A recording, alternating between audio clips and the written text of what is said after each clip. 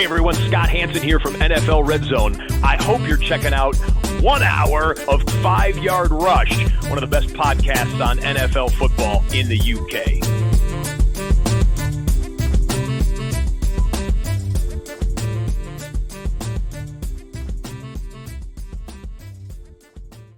What is happening, Rush Nation? It is Friday night, unusual night for us to start the Premier League, but don't worry about that because there's already been VAR controversy. There's already been racial abuse.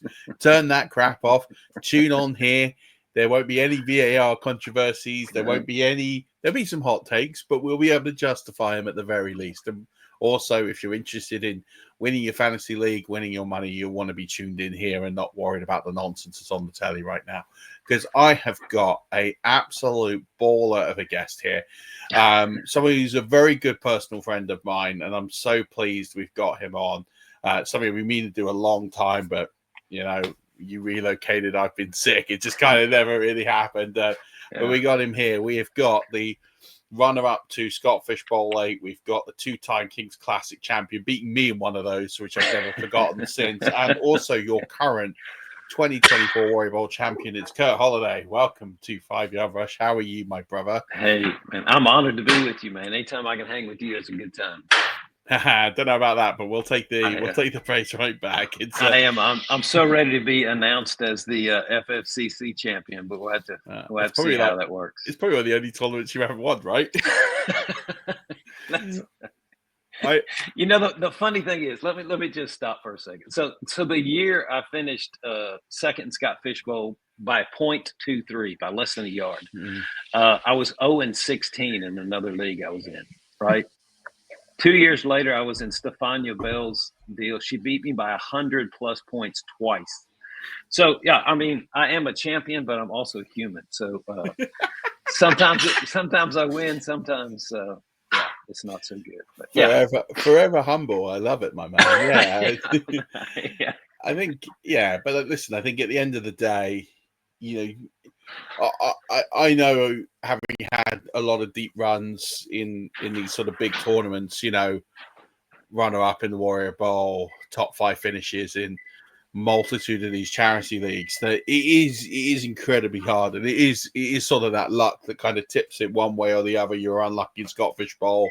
That luck probably came back and got you in Warrior Bowl this year, and I think it is just, you know, when you get down to the final, it is that little element of luck to once you're there. That part I think is more skill, the final itself, because so many of the same players exist in other lineups. It's not like a regular fantasy league where, you know, you have a scenario where you have a unique lineup and it's just who performs the best on the day. It's fractions of a lineup. I remember being in the Warrior Bowl when I had that was the year that Alvin Kamara scored 6 touchdowns. So I had Alvin Kamara. Who did he score those again? Do you remember? Do you remember? I thought I'd mention it. It slipped my mind. So he scored 6 touchdowns, and it was early because it was like the Christmas Day game. So it was a strange one because that happened, and then it was like, well, that eliminated 2/3 of the finalists. But there were still 4 people that had Alvin Kamara.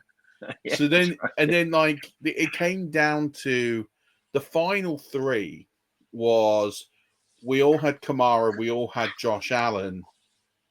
I think the guy won ended up having Diggs. That was kind of the difference. And Diggs scored a late 4th quarter touchdown, and that was the decider.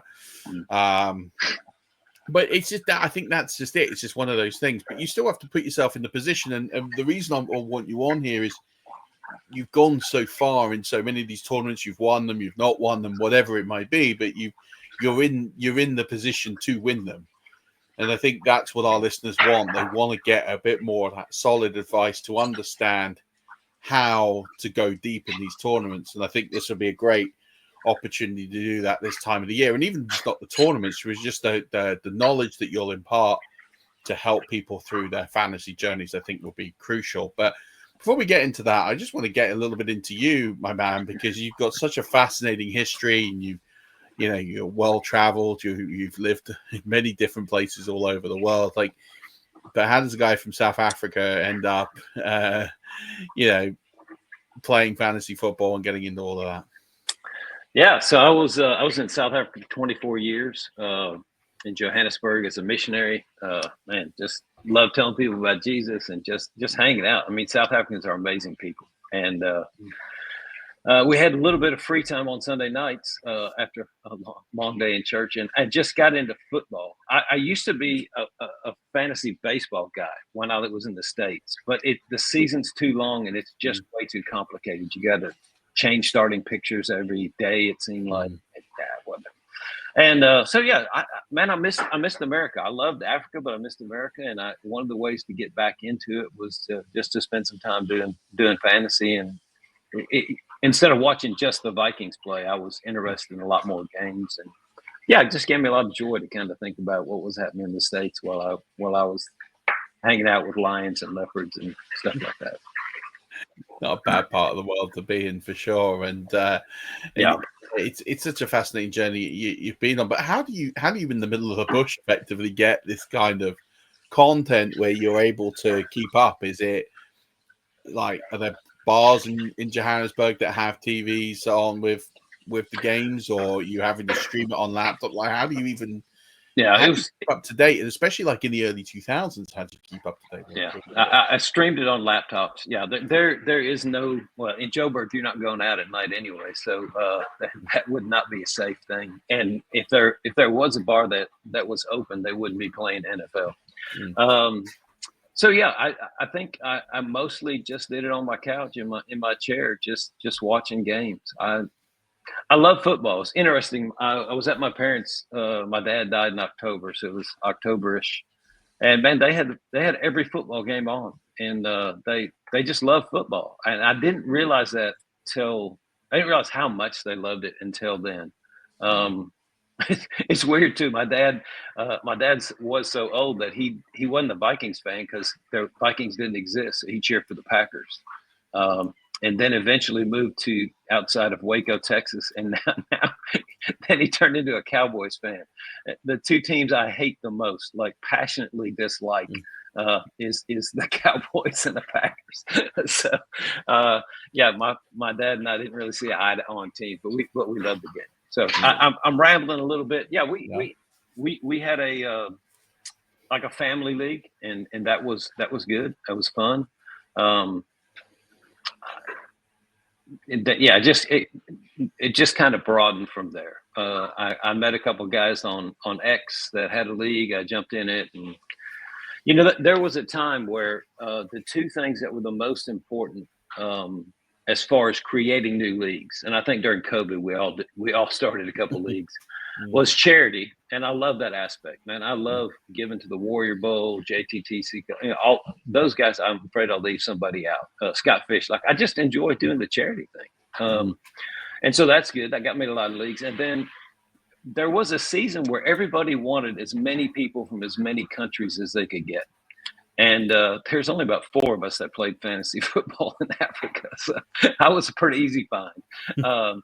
And so then I won a couple leagues and that kind of stuff. And that was really helpful.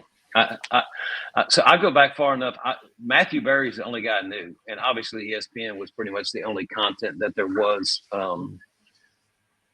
that I knew of in Africa. I didn't even know guys like you existed at that time. I thought it was all corporate. So I followed Matthew Berry for a while, watched CBS some, turned into the Ballers. I just liked their approach was more fun than just raw stats and stuff like that. Then I heard about Fantasy Pros expert ratings. So I started following John Paulson on 4for4. That kind of stuff. And in honesty, a lot of it's relationship based too. And that's one of the reasons I love fantasy football. I saw Joe Bryant from Football Guys tweeted about feeding the homeless, and I was just like, "What? That's amazing!" Like Football Guys, I didn't even know who they were. I didn't know it was a big website as well. I'm not a huge tech guy, so I'm not a big website guy. But I did that. Gareth Price on Dynasty Nerds talked about his faith, and I listened to those podcasts. I thought that was pretty cool. I did a pros versus Joes contest with Jim Coventry, who's an amazing guy. I love Jim Coventry. Yeah, you and him are the only two guys that called to check up on me after I had my operation last week. Had my labrum redone, and then somehow Dave Richard, I guess on his podcast, said if you buy my mother's book, I'll let you in my DMs. Why not? So I bought his mother's book, and I was in his DMs. And funny story. So when I was in 2008 or Scott Fishbowl 8, I'm tweeting him. This is the biggest thing I've ever done. I don't know what's going on. I don't want to look like an idiot. I can do that on my own. So I'm writing him. What should I do? I think I was at 10 or 11 in the turn. He's like, no, you need to go with Kelsey. I'm like, man, I can't take it. Come on, man. I can't take a tight end in the first round. Are you kidding me? And finally, I'm sitting there going, Kirk, you're an idiot. You're asking for help, and now you're not going to take his help. So I took Kelsey. Well, then I think it was 3 or 4 rounds later, Mahomes was there. And I basically took Mahomes as a stack. But this was the year he broke out. So nobody – like he's not who he is today or who he was a couple of years ago. Maybe he is who he is today. And so that stack really rode me to the finals. I mean, I remember watching the game, the championship week. He overthrew Kelsey by about 6 inches, and Kelsey would have walked 30 yards to the end zone. And I looked at my wife and said, I just lost the Scott Fishbowl. And she looked at me like, you're an idiot. It's the first game of I said, no, man, that just cost me like 30 points. So yeah, it was guys like that. And then, so much that Jenna Kane, my wife, and I flew to London, hang out with you and draft Scott Fishbowl in London. That was amazing, man. That was unreal. I met so many people there and had so much fun. It's like, if you haven't done a live draft, I highly recommend it. It's just, I did one in Nashville last year. I couldn't do it this year because it was on Sunday morning. But, man, I loved hanging out at, I can't remember, Tailgate or whatever it was in Nashville and just meeting some guys and drafting a team. Man, it was a lot of fun. And that's what fantasy football should be. And honestly, I've won enough tournaments that I have fun at times. I have as much fun. Look, if I lost in the finals to you this year at King's Classic, I would still have fun. So would I, but I'd also be really angry if I didn't win this year. Yeah. No, I'm missing a belt. I said if you beat me. Yeah, I know. Yeah. I'm just flipping the roles. Look, I want to win. I really do want to win. Yeah. I'm prideful. I'm arrogant. I'm all that kind of stuff, right? But if I lose to a really good friend, it's been a good year, man. Scott Fish got some money, or whoever. I don't remember who the money's going to this year in King Classic, but I think it's going relationships, friendships, and fun is a huge part of it. Yeah, it's obviously going to Anthony Cervino's. Yes, yeah, I was going to say family after what happened with him last year, earlier this year, which was just tragic in June. Yeah, 41 years old. Taking some hits, man. I mean, I remember tags and just. Well, here's the thing in the King's Classic, right? For those who are listening who are new to the channel, first of all, welcome. King's Classic is run by Bob Lung, who runs Fantasy Football Expo, and it started out as a league where if you were at the Fantasy Football Expo and you were an expert, you ended up drafting as part of the Saturday festivities, and so people would go and watch, and those pros would draft. It was one league, and then it was two, and then Bob messaged me. It must have been 2019, 2020. I can't remember. I think it was some point around. It was before COVID. It was definitely before COVID. It must be 2019. And he said, "Look, I want to do a third King's Classic division, and I want to do half and half. Half for the people that are in the room, and then half for international folks." And he said, if we do international, can you help me fill it? I said, yeah, of course. And so that's where I was like, well, you got to get Pete and Kurt in. And then you got to get, I suggested a bunch of guys. Lewis Glover was in it from Oz, even though he's English, based in Oz. When we rep a couple Canadian guys were in it. Yeah, Matt Donnelly was in there, Canadian, but he goes every year. And then And then what happened was for COVID, it started being the experts who normally go, who can't make it, fall in that division, and then us of our Mauricio Gutierrez was another one. There's another guy, but again, he goes every year, so now he's in a different King's Classic, right? And since we've done this, pretty much every year, I think last year was the only year that the prize money went to actual winners, because every year it has gone to somebody who passed in our community. It went to obviously Tags, who was in my division, and he was supposed to go to the expo, and then he got COVID. So he said, I can't go, I've got COVID. And so he drafted with us online. I was in that draft with him. He wasn't particularly well, but he felt okay. And then like 3 weeks after he drafted, 4 weeks after, he never recovered. Like he went into a coma, and that was it. And you just think, man, I just drafted in the league with this guy. Like he'd been on my podcast earlier that year, and it was just, I couldn't believe it. And and we've lost a few along the way. I know Emil, we donated some money to last year. Bob Harris's longtime partner and stalwart of the community, Anthony Servino this year. There's been a lot of people, unfortunately, when I think, but you've hit the nail on the head. It's about friendships, it's about community, it's about family, and it's about sharing those moments. And I think that's what does make this special. Like I remember a couple of years ago, you and I did Podathon together, and I think it's all those sorts of experiences, man. When you came over 2 years ago to the live draft, I just got out of hospital, and right, I said to my wife, she's like, you're not going. And I said, Kurt's here, I'm going. I don't care. I was like, I'm not missing a chance to meet Kurt in person. Like, it's not happening.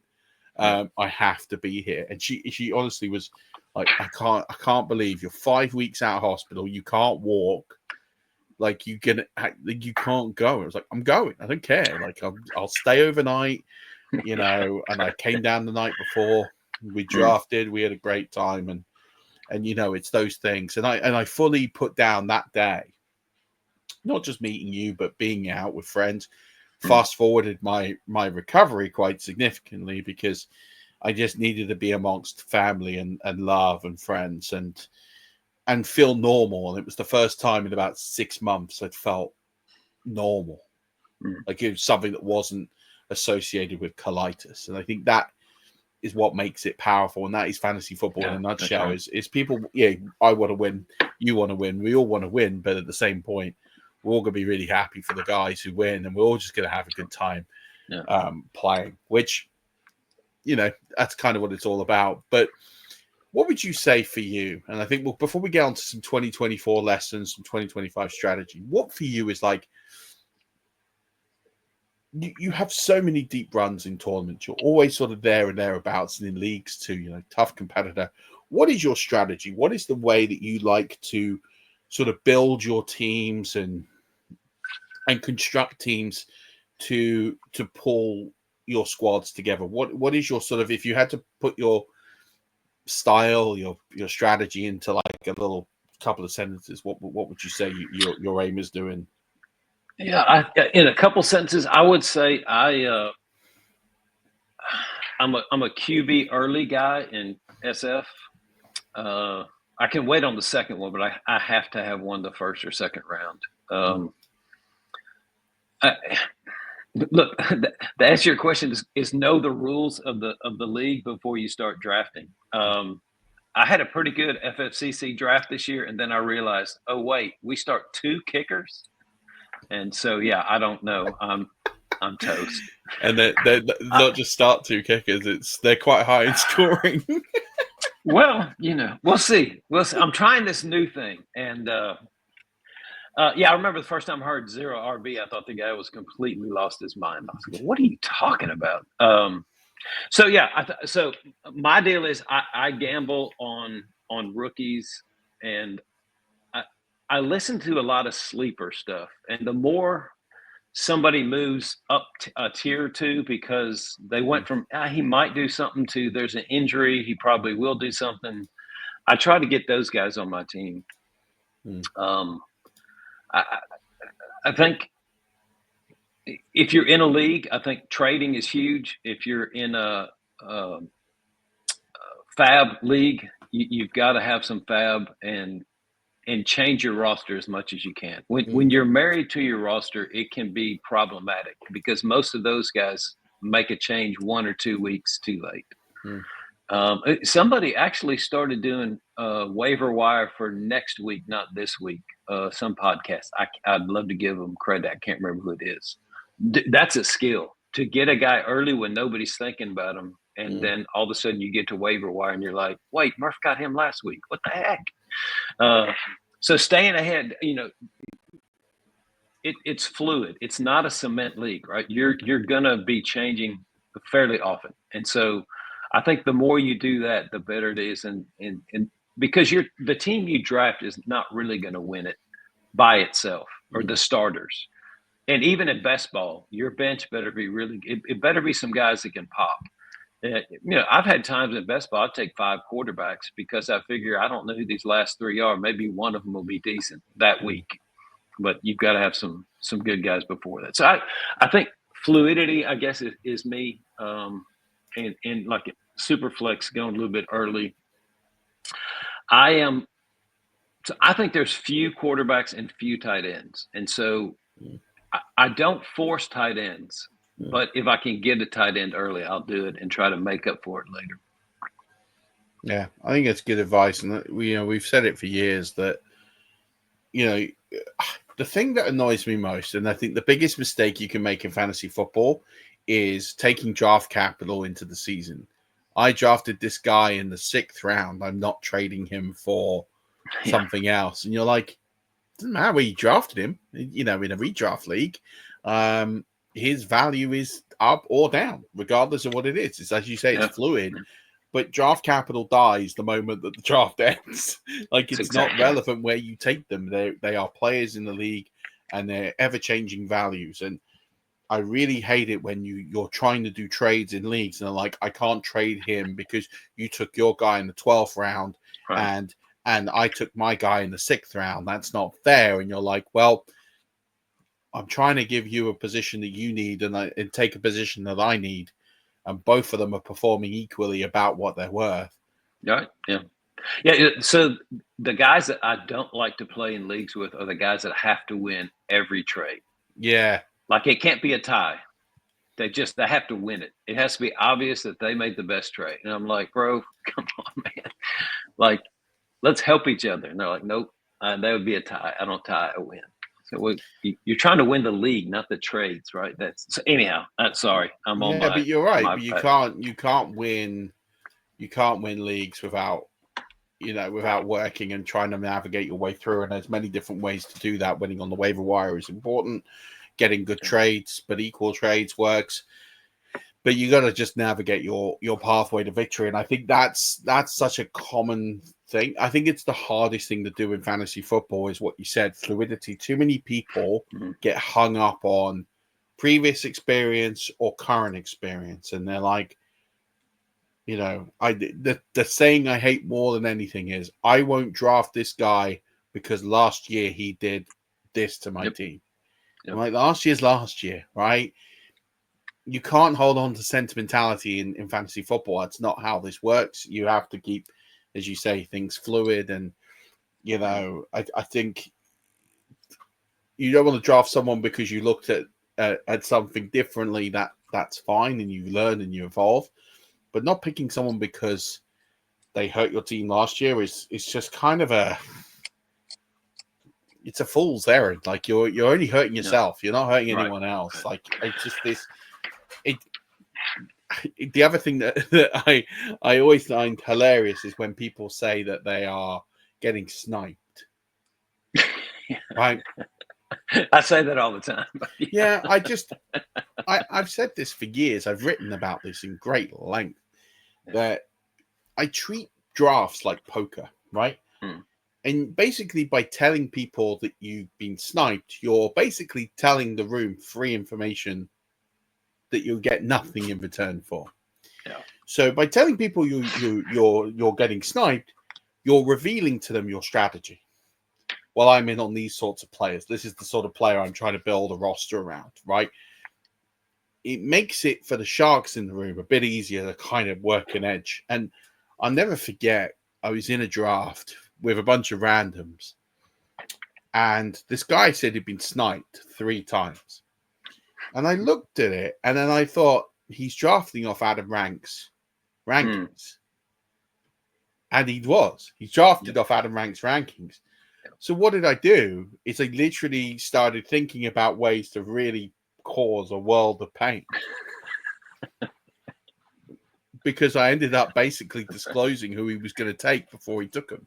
That's exactly And then right. he was in the right quandary because he was like, I either have to take the guy or I have to go somewhere else. And you put him in a world of pain. And he said to me afterwards, he's like, how did you know? I went, because you gave me the information. Like, you told me that. Yeah, that's true. Yeah. And that's it. Like, eventually, you know, it's about, you just got to be careful. You do it once and you probably get away with it. But it's just that piece of information, I think, is something that could get you into a bit of trouble. So, but, you know, different horses, different courses. It's just, these are the tips and tricks. And so I guess while we're here and I'm picking your brain, I want to know a little bit more around some of the lessons that you learned in 2024 that you're going to apply to this season. What is it that you're taking away from last season to apply to your strategy for this season? Yeah, so I think weight on quarterback is a huge one for me. Peter picked for us last week in the Kings Classic, and we ended up with the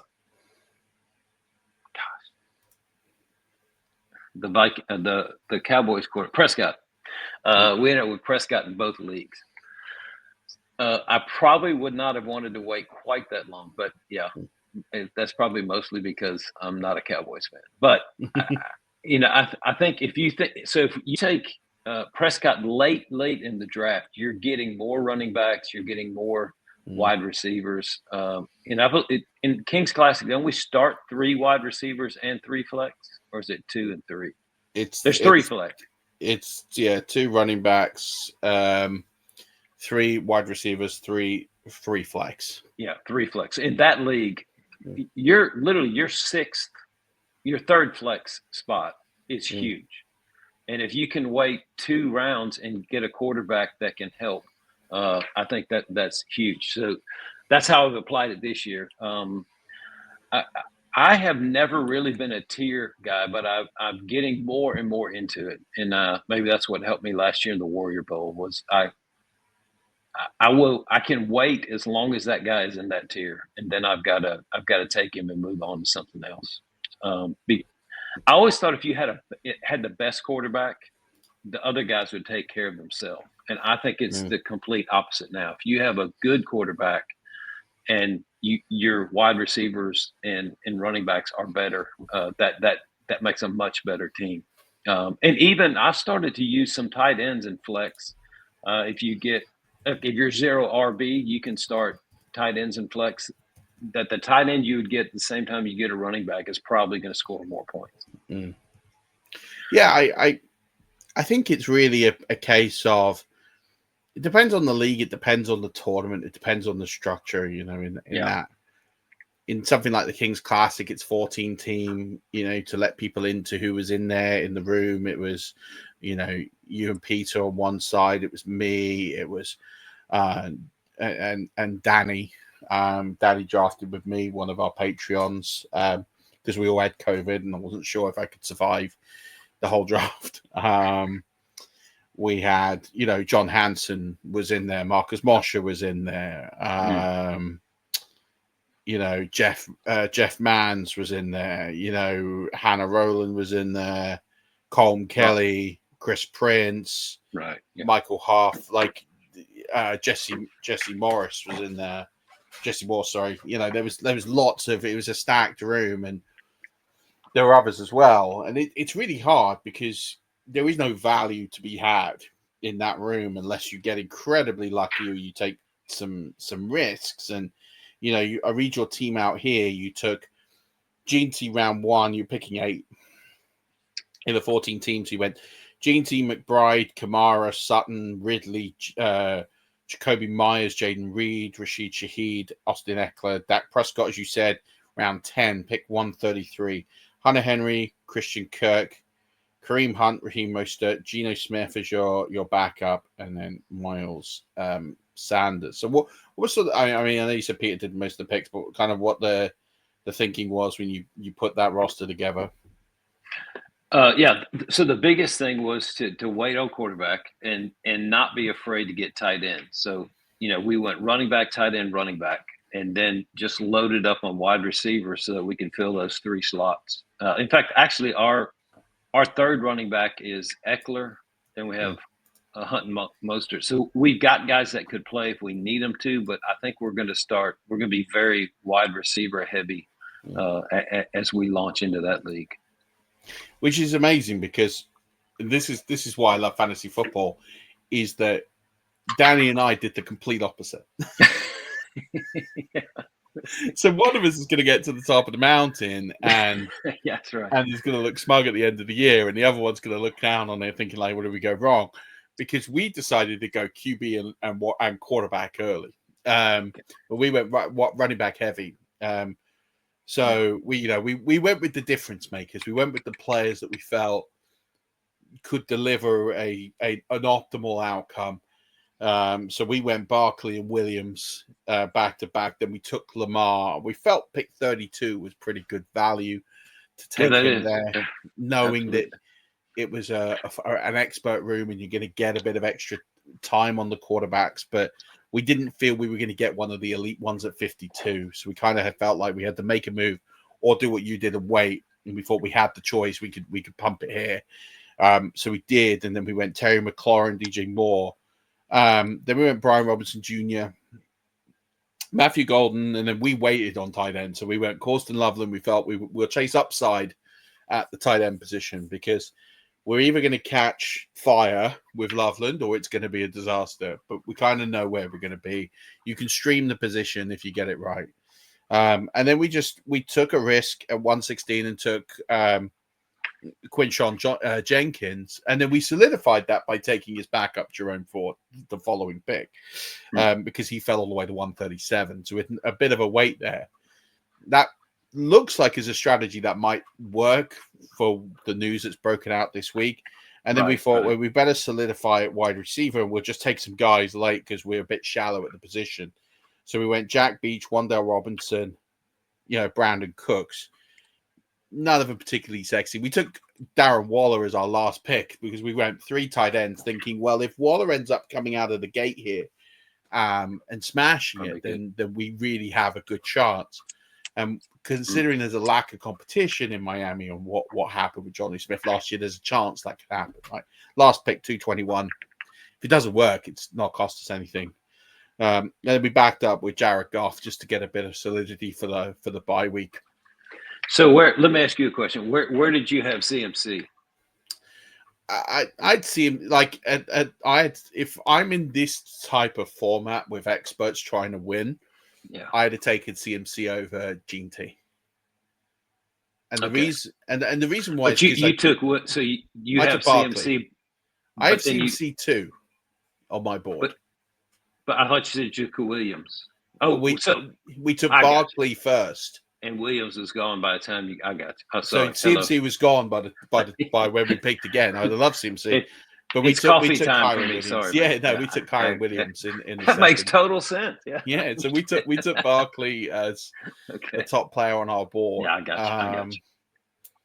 See, I think again, we've gone high risk, high reward, which I think is one way or the other. I just think I'd rather not leave anything on the table.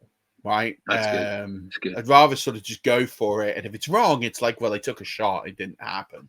I think sometimes you get into a league, you get a bit intimidated, whether it's a charity league or whatever league. And I think you can play a bit safe. I think you can sort of just pick players that don't have any upside or don't have any pathway to success. Like I think what you said earlier around, you take rookies that have got this pathway to success. It might not be immediate, but there's a pathway to them being successful. I think that's a so much better approach than taking a player who is going to finish at the 50th percentile level. Like you'll get some performance out of them, but there's no ceiling. It's kind of why would you do that? It's in this scenario. Now there are scenarios where picking those players kind of makes sense. But I think in rosters where you're trying to win, you have to take some shots. And I think, the tournament play, as you sort of mentioned, you got to be fluid. You got to take your chances. You got to just sort of I don't understand the people that draft off ADP. Yeah, no, that doesn't make sense. It's basically, if you're drafting off ADP, again, you're telling the room that who you're picking and when. You need to kind of have this situation where you are just picking the players you think are the right players, and ADP doesn't matter. If you reached, like, I hate the term reach. You reached for that player. Did I? Yeah, exactly. According to who? Yeah. According to who did I reach? To ADP? To draft experts on Fantasy Pros? Or and does it and the great example is Alvin Kamara this year. So I've been taking Alvin Kamara pretty much in the third round all year. You took him in the third round of the right. Yeah. Now to ADP to everything else, that's a reach. Right? On my board, he's not. It's how you want to play the game. So don't worry about the reaches. How much of the reach is defined on what team they're on? Like Kamara, he doesn't have a quarterback. Full stop. Like they're going to have to run the bar, right? They're not going to throw it downfield all day. He's going to get 2 runs every single deal. Maybe the pass on third down if it's short. Like I'm afraid to draft Olave. Like, is he really going to get more than 6 attempts a game? Like I just don't see it. So I went on a show in this country with the Nat Coombs podcast, and I talked about Tyler Shook. And actually, for what Kellen Moore wants out of his quarterback and what he wants out of a quarterback and a play caller, like Tyler Shook in this draft was a perfect fit. He's a perfect fit for what Kellen Moore wants out of a quarterback, which is why they took him in the second round. Right. The question marks around Tyler Shook are he's mid-20s. He played less than 1,000 snaps despite playing 7 years in college. It's hard to do. Which is hard to do. And he is injury prone. So the question marks... His line's questionable. Yeah, the line's questionable. And I mean, it's a poor team. I just think that, they will have to run the football. But I just think, who are the playmakers on that team? Right. They're Chris Olave. I don't mind taking Chris Olave because he's such a value. And the competition for targets is nil. There's no Taysom Hill, Juwan Johnson can't stay healthy. And then you've got a aging, diminishing Brandon Cooks, who I have taken, by the way, in the Kings Classic, because I just think if Chris Olave gets a concussion, Brandon Cooks is wide receiver 1. And his competition for targets is Bub Means and Rashid Shaheed. Yeah. Like, he's going to get the ball. Like, it's just... that situation is so bad, you might as well pick the players on there that are going to do something, because there has to be some form of statistical play on that roster, and I just think that's what's going to be crucial. I think it's interesting. Like, I look at that team and think that it's going to be bad, but I think that there's going to be some bright spots for it. So, you talk about get your guy, and I think that's huge. Like Cook, for example, like nobody really wanted him 2 weeks ago. He was dropping down draft boards. Now that he signed his contract, he's flying up draft boards. Well, if he was your guy a couple weeks ago, you got the same guy that you're going to have to pay a lot more for now, right? Yeah. I think that's why when you build your tiers, you put that effort into getting that organized, you just stick with it. And I talk out of both sides of my mouth. I didn't draft Junkins because I didn't know what his moral, legal issues were going to be. Like, I didn't know if he actually was in big trouble or if it was going to disappear. And it disappeared, so he's fine. But, yeah. Yeah, and it's a tricky one, right? But I think you have to price in all outcomes. In drafts, they've been getting him in the 10th round, 9th round, and I think, well, he's going about pick 100. I'm sitting there thinking, well, if he's going about pick 100, that is a easy piece to replace off the waiver wire.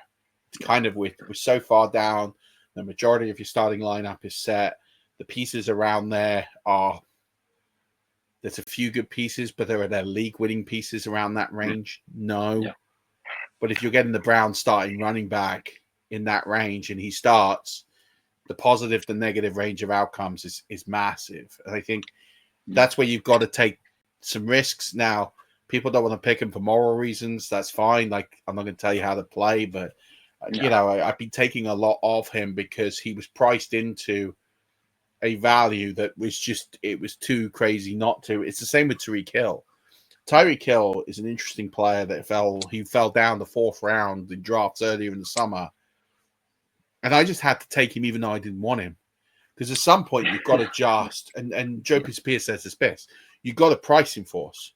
You can't let the value continue to fall down the board. Right. At some point, even if you don't want that player, it's not a player that you would have gone into the draft thinking you were going to take. The value and the range of outcomes versus how you like your team, that sways in a fluid motion. And so taking a guy like Tyreek Hill, thinking, well, this guy's a league winner. Like he can return, since 2022, only Justin Jefferson has more 100-yard receiving games than Tyreek Hill. The situation will be better for him this year versus last year. Yeah. So it is interesting. Like I just look at that and think there is situations where you need to you need to sometimes get uncomfortable and do something that feels uncomfortable because it's optimal for the team. And I think that's what's really crucial. And I have Addison in almost every league because I know if I can survive 3 weeks, I'm getting like a RB30 instead of RB50. What he's like 47 or something now. He's lot better. Yeah, I'm falling. Like, he's a value in drafts now. Like he's exactly what you say. He's gone from being someone that was so, competitively priced to, well, now with this, I'm not so sure, to now, I'll grab him everywhere at that price because you're getting a top 24 wide receiver for the rest of the season. You've just got to take 3 weeks of pain. Can I ask you a question? Of course you can. So how do you view the national media in relation to drafting players?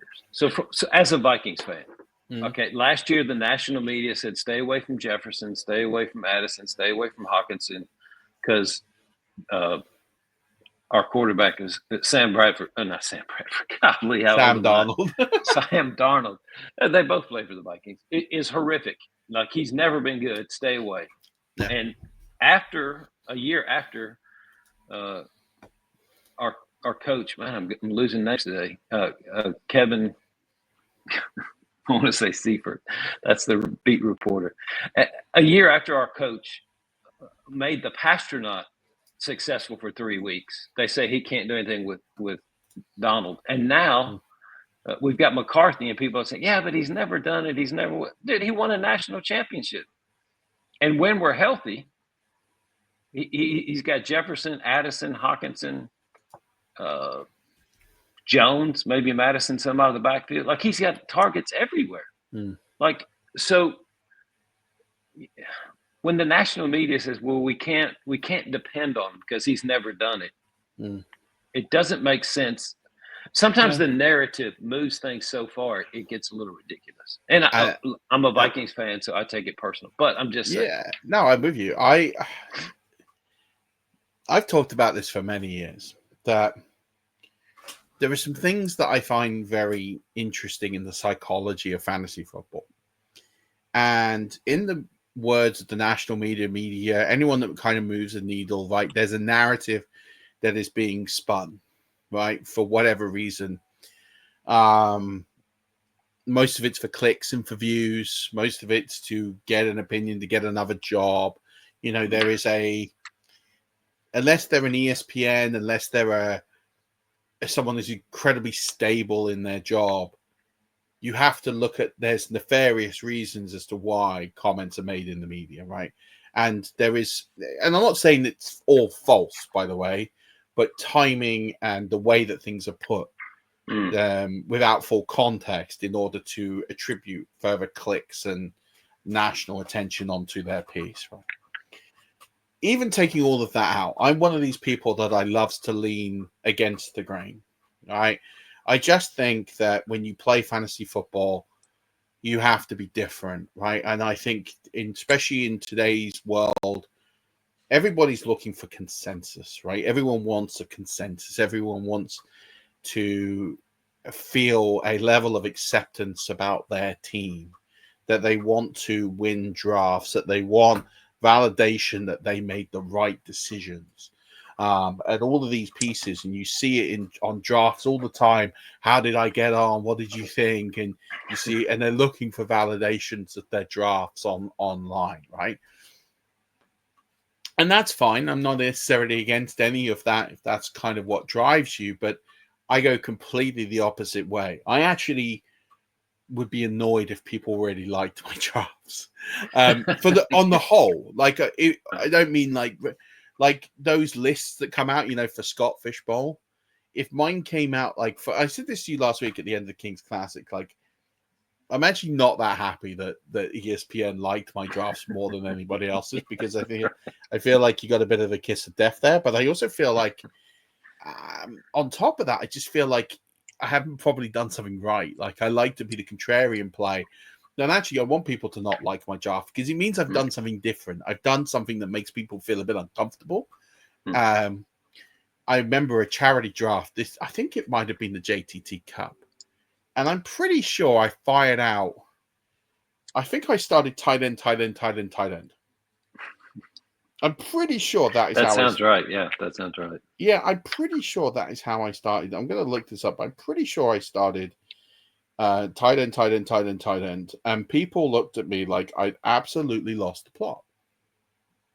And I was like, well, I'm just looking at the scoring. And I just see a deviation here away from everybody else. And I just feel like, no, I'm sorry. It's not quite right. I started QB, tight end, running back, tight end, quarterback, running back, tight end. I started with 5 tight ends in the first 10 rounds. Yeah.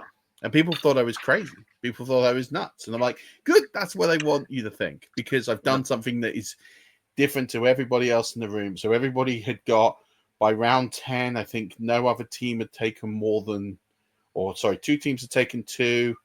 The other teams had taken 1. One team had taken none. Yeah. And I've got 5. It's like, so I've built the team different. And they're actually frustrated with you because they were planning on taking number 4 and 5 from you and putting them on your team, and now they're stuck. Yeah, and it's like, why would you take 5 tight ends? It's like, well, because you only have to start 1 running back, 1 wide receiver, and in all the other positions, I can start tight ends. And there's a premium in the scoring. Right. And I think it's as you say, know your league, know where there's an angle point, but do something different. Be bold, and I think that gives you. So, like for me, when I hear the media narratives, I tend to want to go the other way. If they're out on play, great example. A couple of years ago, Jamar Chase comes into the NFL. Oh well, he doesn't know how to catch a football without drawn spirals on it, and this is what I mean. Like these are the narratives that gets fun. That like.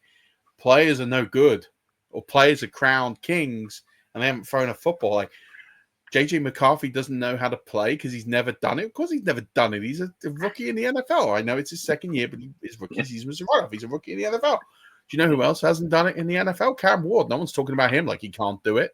Like it's just ludicrous. Like we're sitting here writing off guys who haven't thrown a pass in the NFL. Like let's get real. Like what's that narrative trying to achieve?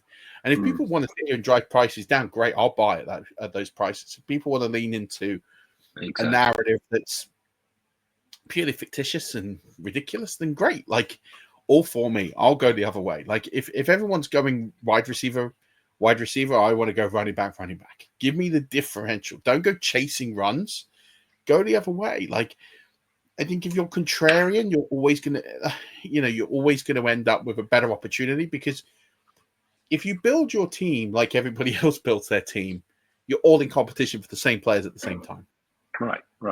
So you're all picking from the smaller group of players, a smaller pool of players. You end up all cannibalizing each other. If you do something different and you're following a different path, you're going to have more sort of greenfield to pick the players you want. I don't know. Yeah. That's me. Not 100%. I like to be contrarian. I like to be different, and I don't like anybody sort of doing things the way I do things. If they do, then great. But it's like the Scott Fish Bowl this year. I put all my draft rankings out there for people to view, and I still walked away with most of the guys I wanted. Mm-hmm. So people obviously looked at them and went, I mean, "This guy doesn't Scott know anything." Fishbowl was positionless this year. It was amazing. Exactly. And people are drafting quarterback. I'm like, why are you doing that? Like, they're going to score like number 55, and there's 20 guys above them, and you're taking a quarterback because you always take a quarterback in the third round. Yeah, it's just fascinating to me. Yeah, and I think it's a really clever way of doing things, and I think that's what's important when you're looking at your strategy. You've got to do something you're comfortable with, but you've also got to be a bit uncomfortable with it too. I think if you feel too comfortable in it, then I don't know about you. Here's a question for you. Do you feel when you walk away from drafts that you are mostly happy with the teams you built, or do you feel that there's always room for improvement? Oh, I definitely feel like there's room for improvement because I get sniped. Just kidding. Yeah, the next day I kind of look at my team and think, man, why did I do that here? I could have had him. And, it just kind of gets I like the exercise. I think so. As draft season goes on, I like my teams more and more. I don't know if that answers your question, but it seems like I look, except for FFCC where I forgot to draft kickers. It just seems like I'm building teams that I like towards the end. I'm at a draft now. I picked right before we got on, and the guy before me took, I think it was Blue, the running back from the Cowboys, and I'm thinking I wouldn't take him to the third round. What are you doing? But he saw something in Blue I don't see, and that's what makes it fun. But that he does that leaves Jenkins or whoever available for me a few picks later. So I think seeing where values seem to be as the season progresses is fun for me, and I think I like it when my plan comes together. I get a little frustrated when my plan doesn't come together. So like getting Addison, I'm fine because I know now I just need to get an extra wide receiver, and I'll hide for 3 weeks and see if I can go 2-1 and then get the train rolling. That's fair. So let me ask you this then: who are your guys? Who are the guys you're walking in trying to target in a pretty standard league? How would you like to, by design, walk away with your team? So I would like to wait. If we look at quarterbacks, I would love to wait till McCarthy. I'm actually fine doing that. I honestly haven't looked at Stroud much this year because he's going after McCarthy. But I literally could wait till like 12 to 15 on a quarterback. I never really draft early, so I don't get a shot at Robinson, Barkley, or Gibbs. And actually, I haven't got one share of Brown this year, which is a little frustrating. It seems like I got a lot of Irving, and I've got some Taylor and some Walker. Seem to be the guys I get. Neighbors, it's the whole quarterback thing. I like Neighbors. I think he's going to be good. I just don't know who's going to get him the ball. I have a feeling Wilson's going to be the Wilson he's been the last 3 years, and I wouldn't really want Neighbors in the playoffs if that was the truth. And it just seems like wide receiver is deep this year. I've got a lot of Nakuda. I've got a lot of London. I've got a lot of Thomas. So I've got kind of that end as well. Hey, look, I'm getting more McBride and Bowers than I usually had, but I'm glad to wait till Hawkinson. A lot of people think he's like 7 to 10. I think he's 3 to 5. So I would be glad to take him. one of the guys, and it may be because I moved to Tennessee, but Okonkwo is a guy I like a lot as a kind of a late pick. Kraft, I'm kind of into as a midterm, but again, he plays for the Packers, and that's hard for me. I like waiting on Shaheed and Mooney.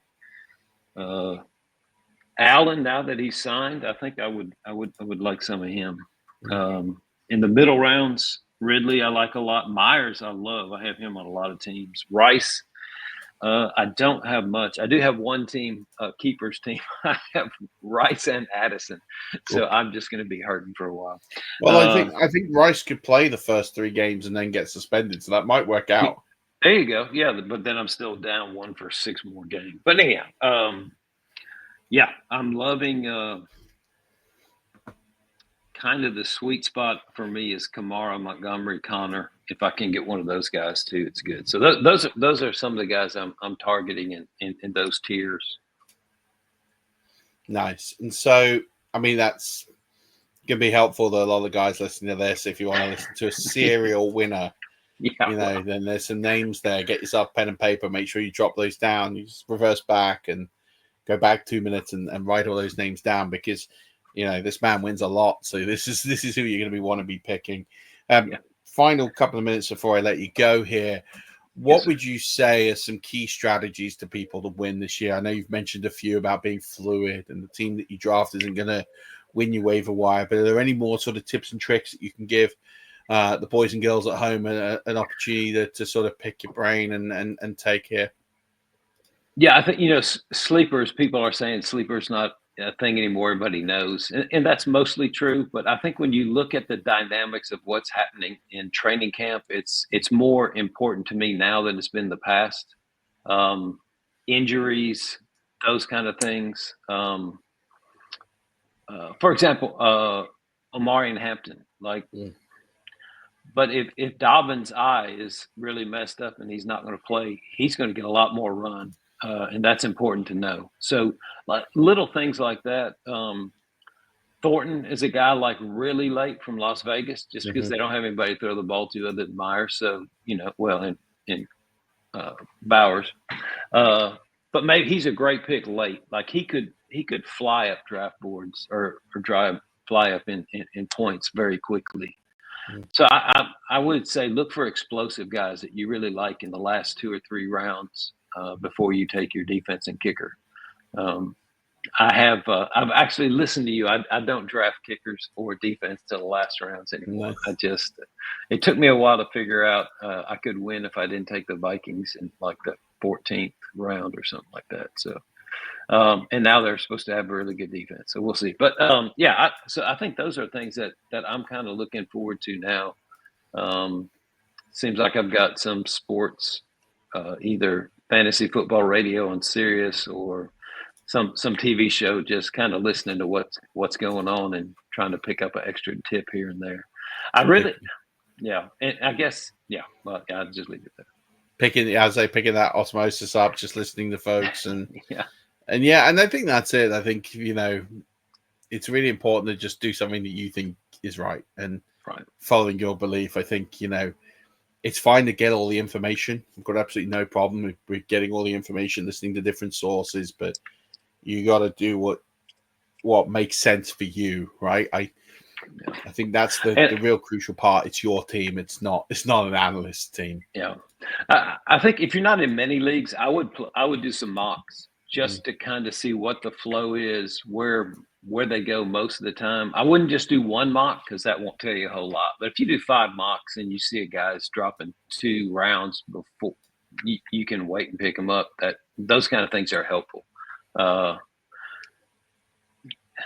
lot of the guys that mock don't really know what they're doing, so sometimes it's not helpful. But if you're looking for certain traits and trends, doing some mocks, I think is very good. I did about 10 mocks last night for my home league.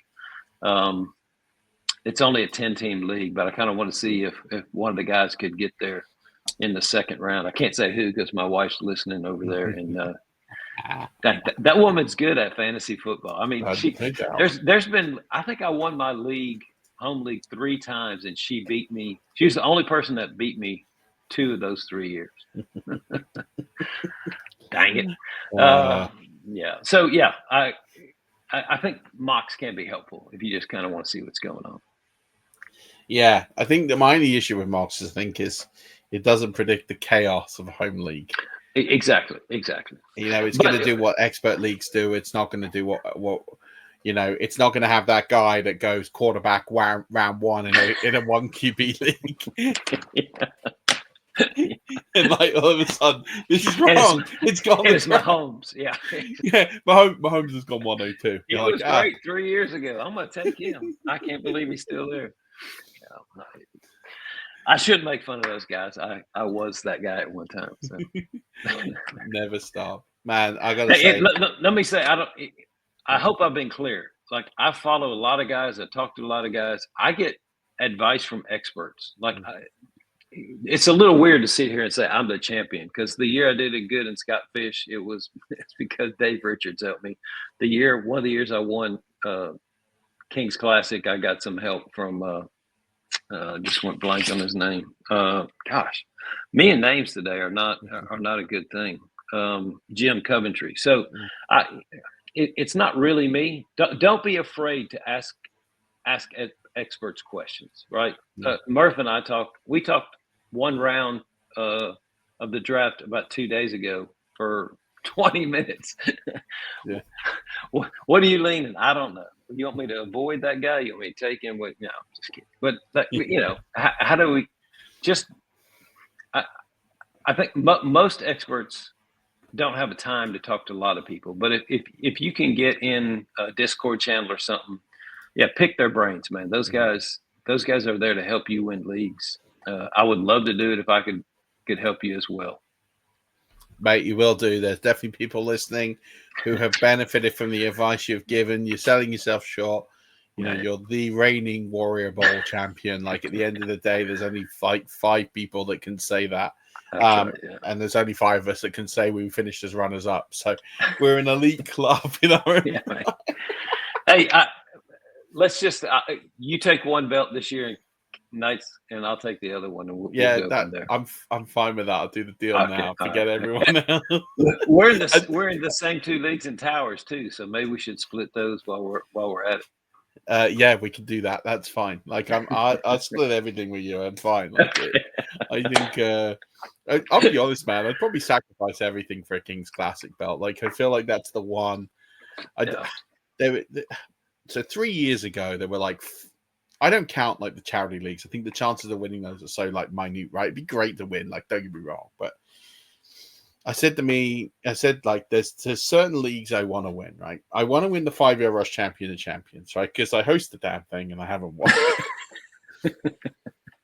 We run the UFC league, which I do, which is 4 different formats, 4 different draft formats in the season. So it's 4 weeks change, 4 weeks change. You were in that a couple of years ago. Yeah, that was great. Yeah, that's a tough league. So I said, you know, I want to win that. I want to win the champion of champions. I want to win the home league, which had not won for many years. And then I want to win the King's Classic. And 3 of those 4 have manifested. And 2 of them aligned at the same time. But the King's Classic is the one that escapes me. That's the one I want to put together this year. But I know I'm going to have to go through you in a great field. And I'd love to do it in the year that John Hansen's in it. So that would be amazing. But it's not about me. It's about everyone else here. It's about you, my friend. Tell everyone where they can interact with you. This has been, I can't believe we're going an hour and 4 minutes. It's been, that's gone so quickly, my friend. So much great advice, so much great conversation and debate and thoughts. It's really, I think, even though we've got very different styles and opinions in constructing our teams, our values and our cores are exactly the same in how we view and outlook things. And I think that's what's special about this community. And you know, you're a real OG for me, as someone who I love with so much everything I've got, man. Like, your family to me. So it's great to have you on here at last. It's been too long. We'll get you back on soon. Tell everyone where they can find you, where they can interact with you, where they can ask you questions and pick your brains to go deep in tournaments this year. Yeah, if I'm honest, I'm only on Twitter. I don't do anything else. So if you want me, it's at Springboks FFC. be glad to answer your messages or any questions I can. Please do. He's in a lot of leagues, in a lot of my leagues. You'll find him anywhere in group chats. He's a phenomenal human being who is doing many, many great things. Really appreciate you coming on, my friend, and joining us. Rush Nation, thanks for joining us on a Friday night and giving up your Friday night to spend it with us to get better. This is where the hard work starts. We are 3 weeks and a bit away from the regular season and the fantasy season. So let's get ready. Let's put those ships in the harbor. I've got a phenomenal guest for you next Thursday. So make sure you tune in. Tune into the NFL pod we just dropped. First episode with Joel and the gang was absolutely fire. Make sure you go check that out. Until then, Rush Nation, sign up for the listener leagues, donate to charity, do all those good things. Hug your wife. Tell your kids you love them. And until then, Rush Nation, don't forget, as always, keep rushing.